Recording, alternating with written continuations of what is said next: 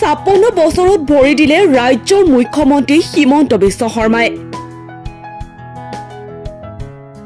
সমগ্ৰ ৰাজ্যবাসীয়ে উলহ মালহেৰে উদযাপন কৰিলে মুখ্যমন্ত্ৰীৰ উপজাদিন। 105 বছৰীয়া আইতায়ো চাকি ধূপ জ্বলাই কেক কাটি মুখ্যমন্ত্ৰী ডক্টৰ হিমন্ত বিশ্ব শৰ্মাৰ জন্মদিন উদযাপন কৰিলে। যোৰহাটৰ নিমাতী অঞ্চলৰ ককিলা কুমাৰ গাঁৱৰ নামঘৰৰ চৌহদত এক বিশেষ অনুষ্ঠানৰ মাজেৰে মুখ্যমন্ত্ৰী ডক্টৰ হিমন্ত বিশ্ব শৰ্মাৰ জন্মদিন উদযাপন কৰা হয়।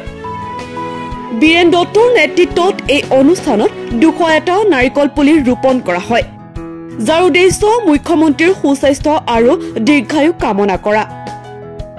এই শুভক্ষণত অঞ্চলটোৰ কণ কণ শিশুসকলে দিহানাম পৰিৱেশন কৰে, যিয়ে সম্পূৰ্ণ পৰিৱেশত এক আধ্যাত্মিক আৰু শুদ্ধ অনুভৱ সৃষ্টি কৰে।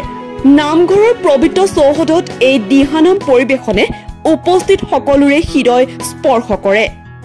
এই অনুষ্ঠানৰ বিশেষ আকৰ্ষণ আছিল অঞ্চলটোৰ জ্যেষ্ঠ নাগৰিক 105 বছৰীয়া আইতা তেতে কলিতা।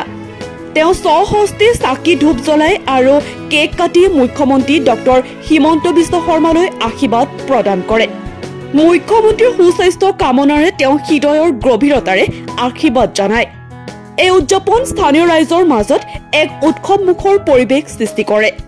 নামঘৰৰ পবিত্ৰতা, দিহানামৰ মাধুৰ্য আৰু বৃক্ষৰোপণৰ এক সামাজিক আৰু পৰিৱেশগত সচেতনতাৰে এই অনুষ্ঠানটোক স্মৰণীয় কৰি তোলা হয়।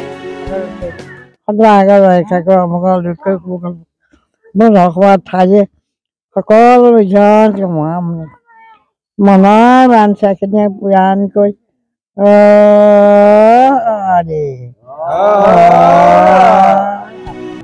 যোৰহাটৰ পৰা নুৰ জামালৰ সহযোগত নিউজ ডেস্ক এনিটক।